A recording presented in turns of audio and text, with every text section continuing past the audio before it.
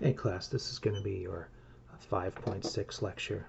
In 5.6 we're talking about substitutions when we're doing definite integrals, and we're also going to talk about calculating the area between curves, not just below a curve.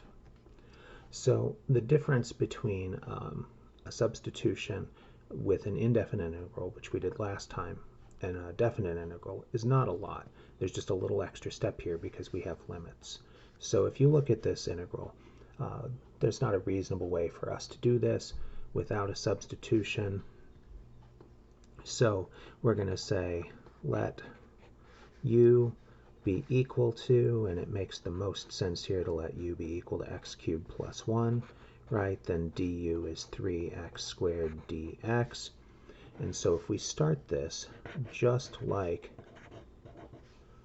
an indefinite integral substitution, that's what that would look like. But we need to change our limits. These limits were in terms of x. That's the other reason that we put this dx term out here. It's not just a bookend for the integral. It also tells us which variable we're taking the integration with respect to, and it tells us which variable these limits are for.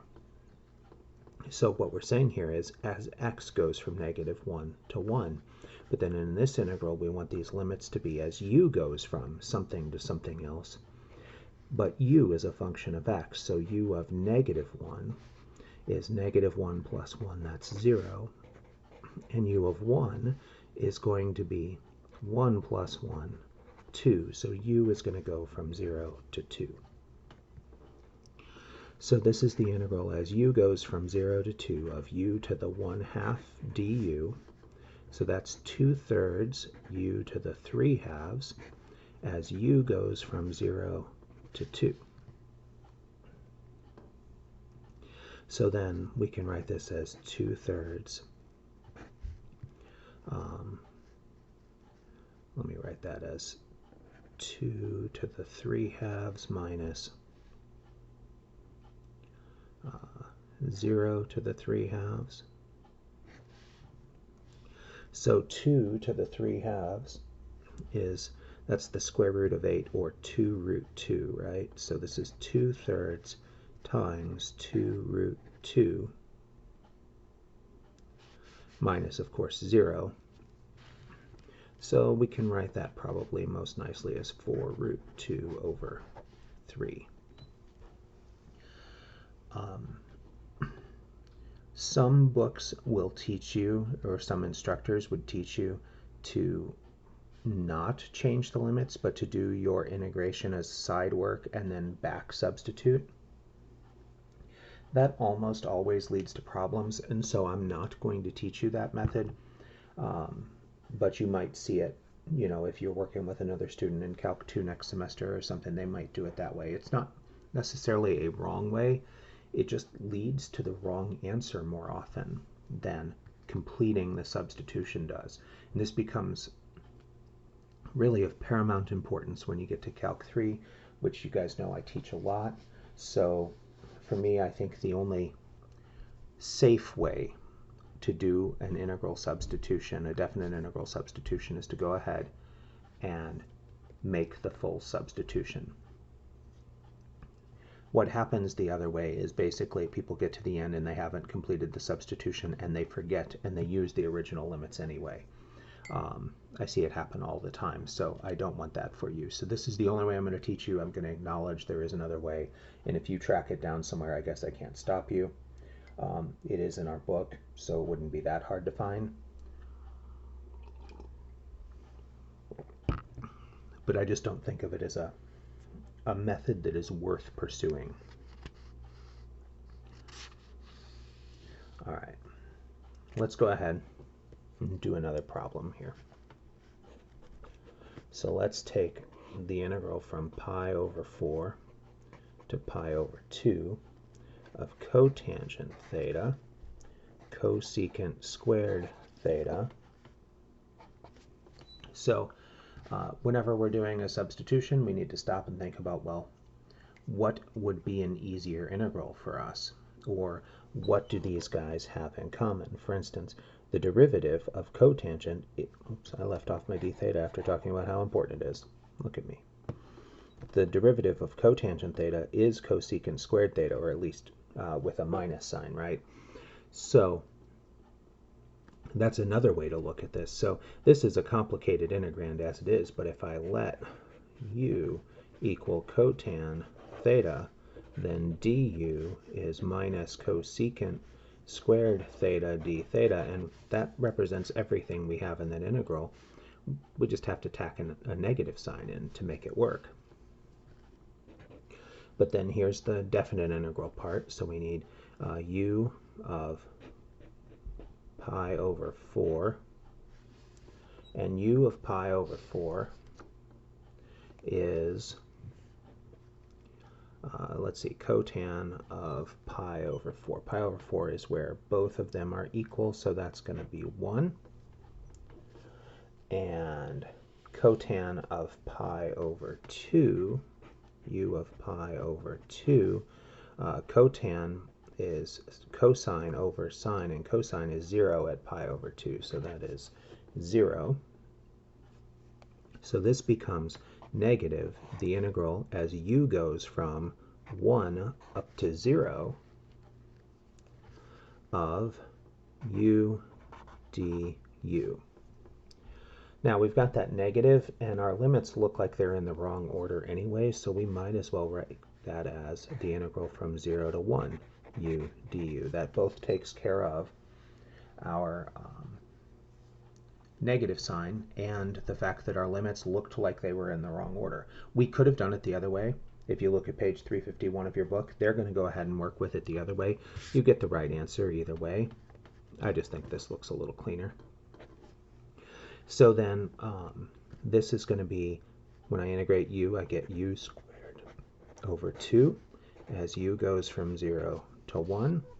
So then that's equal to 1/2 minus 0, or just 1/2.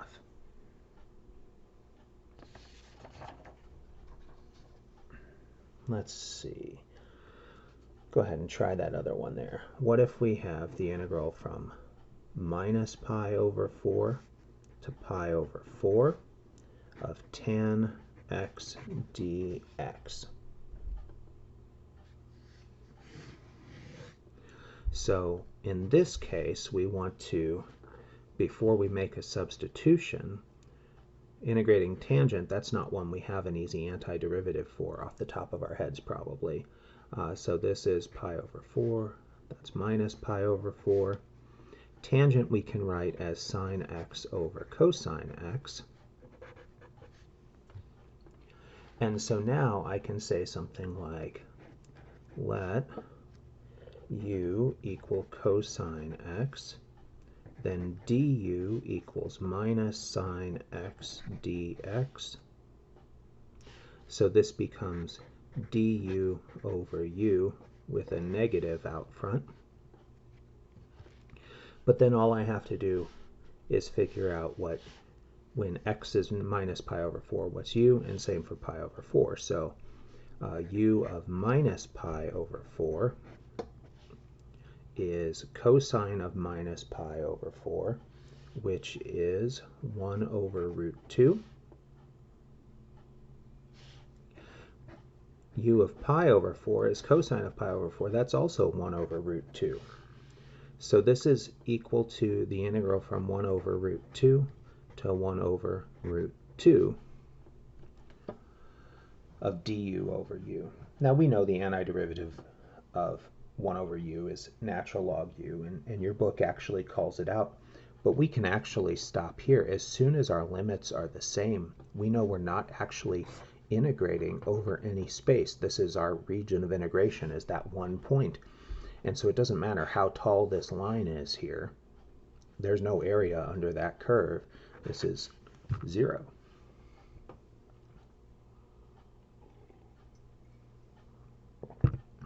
And so that's an important thing to realize. Sometimes when you do a direct integral substitution, it simplifies your integral in more than one way. It doesn't just give you an integrand that's easier to do, but it tells you something about your limits. And in this case, once we did it, we had the same limits. This actually happens more often than you might think. And so if you watch for it, it's a nice quick shortcut to the answer. All right. So this raises an interesting point. Sort of what happened here is we were integrating tangent on symmetric limits, and tangent is an odd function. It looks something like that, right? And we were integrating tangent from here to here. And so the area above the curve on this part was equal to the area below the curve on that part, and they canceled each other out. And so this is another shortcut you can do, is if you can realize that if you integrating an odd function over, they're called symmetric limits, meaning same on both sides of 0, always results in 0. So for instance, we haven't defined infinite integrals here by any stretch, but just roll with it for a second. If I did minus infinity to infinity of sine x dx, that's going to be 0, because negative infinity and infinity are symmetric about 0, so the area above the curve and the area below the curve are always going to match, because odd functions have rotational symmetry. So whatever's up here on the right has to be down there on the left. Whatever's up here on the left has to be down there on the right. And if we're staying symmetric, that's always going to result. We also have a result for even functions, which is sometimes useful.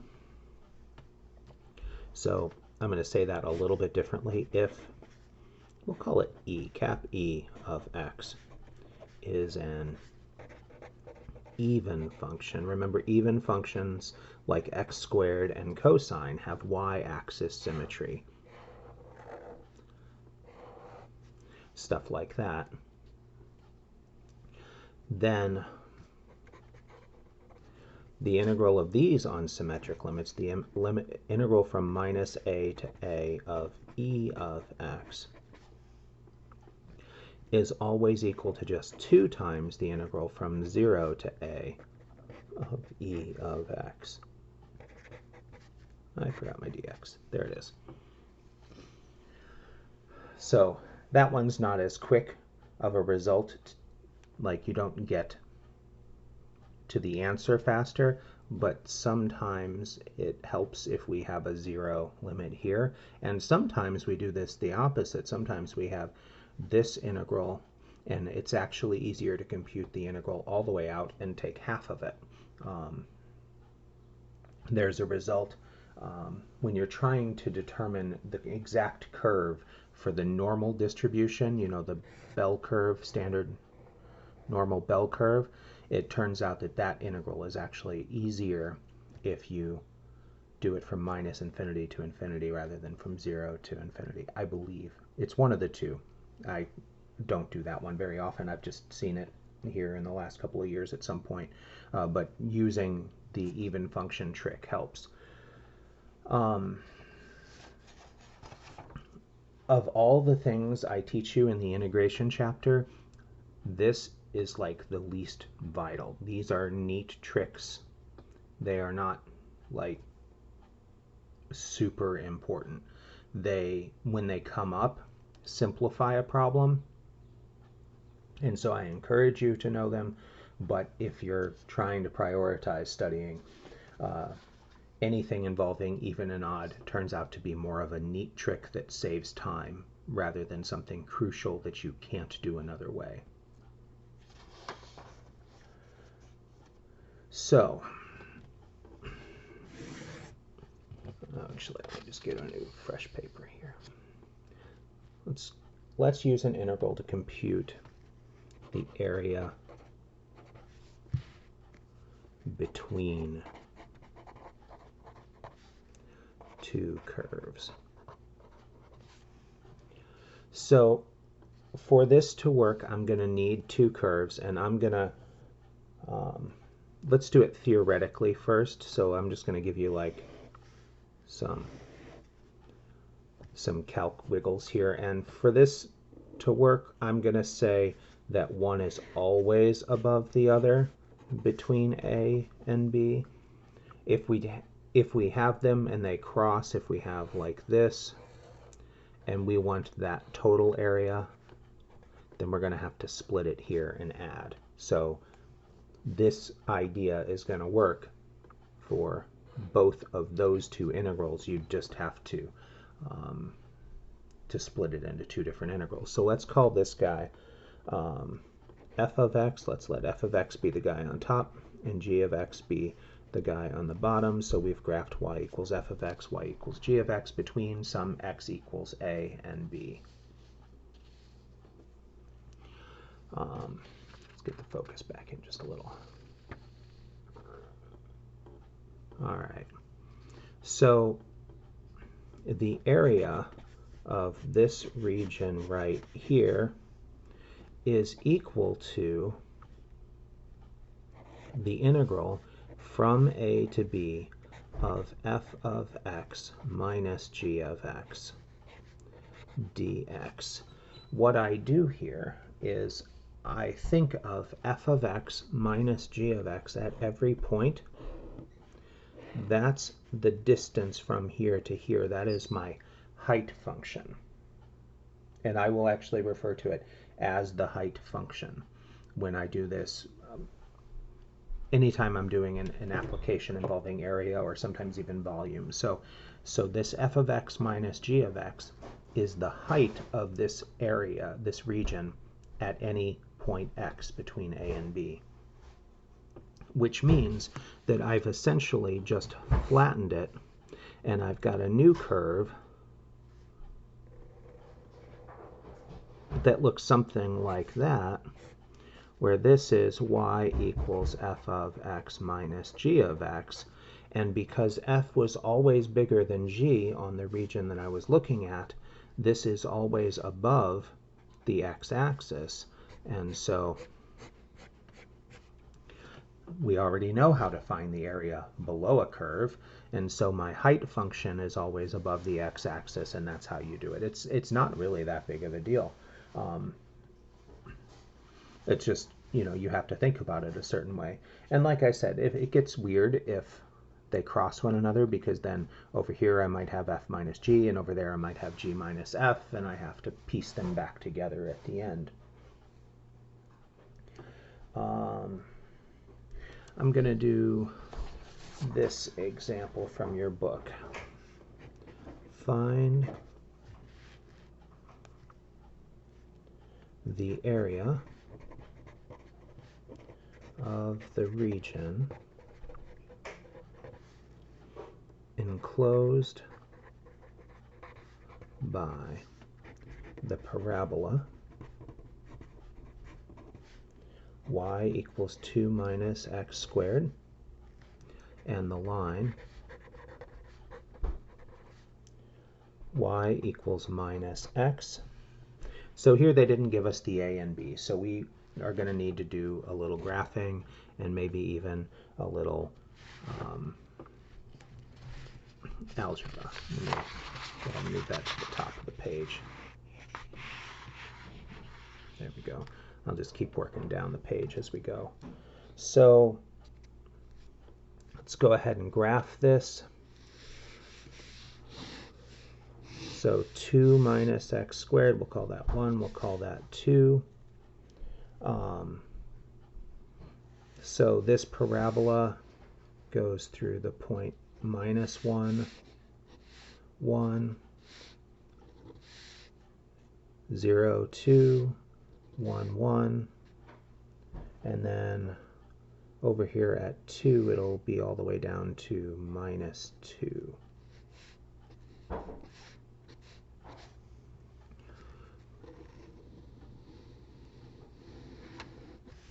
and the line y equals negative x will intersect there. Now, you don't need to find those graphically. We can figure out exactly where they intersect, and this is how I would have done this if I didn't have a picture in the book sitting right next to me to graph first, is I would have said, okay, well, 2 minus x, both of these equations have to be true, so 2 minus x squared has to be equal to negative x, which means x squared minus x minus 2 equals 0, so x minus 2, x plus 1 equals 0, x equals 2, x equals negative 1, and in both of those equations I would then be able to plug in, and in this case I'd get y equals negative 2, and in this case I'd get y equals 1, and that would give me these 2 points. So I would know my points of intersection, and that would help me to graph these a little nicer. So probably I should have done this first and then come over here and said, okay, well, now I know those 2 points are points of intersection. I know this is an upside down parabola, and that's a line. And so I want to find the area of this region. So that's going to be the integral from x goes from minus 1 to 2. And my parabola is always on top, so this is 2 minus x squared minus, then my line is on the bottom, and so that's negative x. Watch your signs, it's minus the negative x. You need that there because this is my g of x, this is my f of x in the formula. And so, write that a little more cleanly, that's the integral from negative 1 to 2 of 2 plus x minus x squared dx. No substitution necessary here. We get 2x plus x squared over 2 minus x cubed over 3 as x goes from minus 1 to 2. And when we plug in, we get, I'm going to skip the arithmetic there. You guys can plug in for yourselves. You should get 9/2. All right. So that's the area between two curves. Let's see. Yeah. They're going to give us a good one here. There's 2 other examples I want to do. Example 6 in your book has find the area of the region in the first quadrant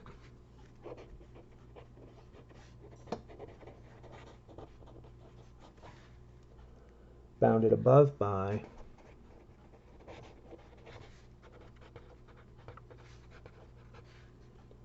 y equals root x, and below by the x-axis. That reinforces that we're in the first quadrant, and the line y equals x minus 2. So we can figure out where root x equals x minus 2 really quickly. Square both sides and you get x, just x, equals x squared minus 4x plus 4. So x squared minus 4x plus 4 equals x. X squared minus 5x plus 4 equals 0. X minus 4, x minus 1 equals 0. So x equals 1 and 4 are where these 2 lines should intersect. When x equals 1, y equals 1, and when x equals 4, y equals 2. That's not right. This is a false solution. because I plugged to get y equals 1, I plugged back into y equals root x, but when I plug it back into this equation, I get -1. So that only worked because we had squared both sides. Remember, that can lead you to an extraneous solution. So the only place that these two curves are going to intersect for us is when x is 4 and y is 2. So in our graph, we only care about the first quadrant, so let's just graph the first quadrant. The square root of x looks something like this. We're going to call this 4, 2. And our line is x minus 2, so that has slope 1. So that means that'll intersect the x-axis at 2. And this is what our region looks like. So we have to be careful here because we don't always have the same height function. Our height function goes from the bottom function up to the top, and we get a switch at x equals 2. So this region on the left, I'm going to call it A. I'm going to follow the lettering in your book. Call the region on the left A, and the region on the right, B. So then to find the area of region A, that's the integral from 0 to 2 of the square root function is on top. Y equals 0 is the x-axis, so I can just say square root of x. I'm going to say minus 0 dx.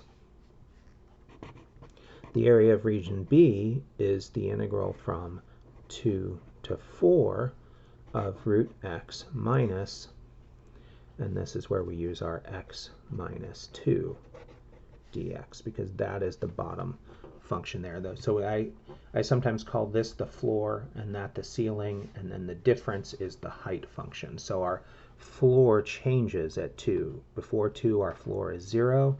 After 2, our floor is x minus 2. So that changes the integrals we have to do.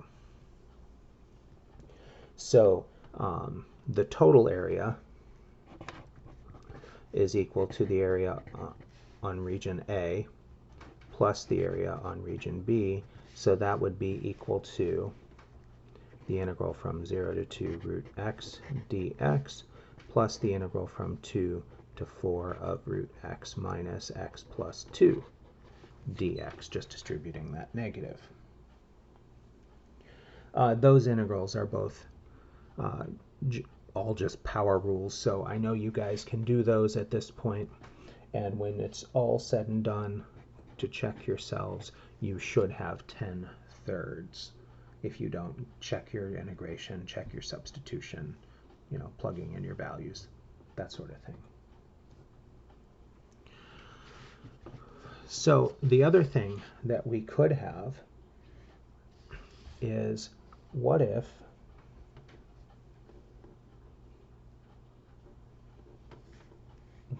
we have, ooh, that's nice. What if we have f of y and g of y, and I want to find the area of this region?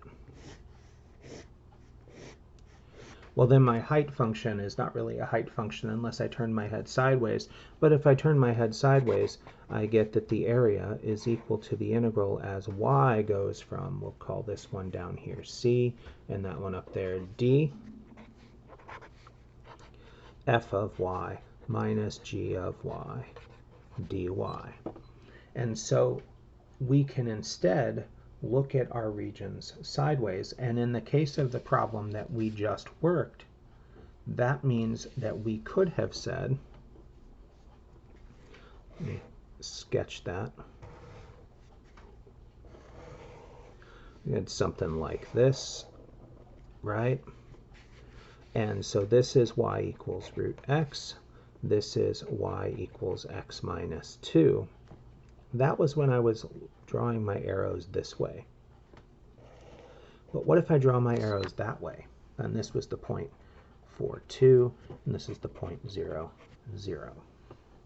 Well, if I draw my arrows from left to right, then this guy, if I solve this for x, I get x equals y plus 2, so that is x equals f of y, my right-hand function, and my left-hand function becomes my floor function when I solve it, and this is x equals y squared. That's my g of y. So I can get the same integral, or sorry, the same area by taking the integral as y goes from 0 to 2 of y plus 2, that's my ceiling function, minus my floor function, which is y squared, and integrating with respect to y. And that's the integral from 0 to 2 of 2 plus y minus y squared. We'll go ahead and crunch that one out. So that's going to be 2y plus y over 2 minus y squared, y cubed, sorry, over 3 as y goes from 0 to 2. Oops, I have the equal sign there. So that is equal to 4 plus 1 minus 8/3, which is 10/3, just like the other guy was. And so sometimes by turning our head sideways and running the height the other way, we can save ourselves an integral. And that's actually a really useful skill that's not just in Calc 1, but it'll be used again in Calc 3. So that's really all you need to know for 5.6. Good luck. Let me know if you have any questions.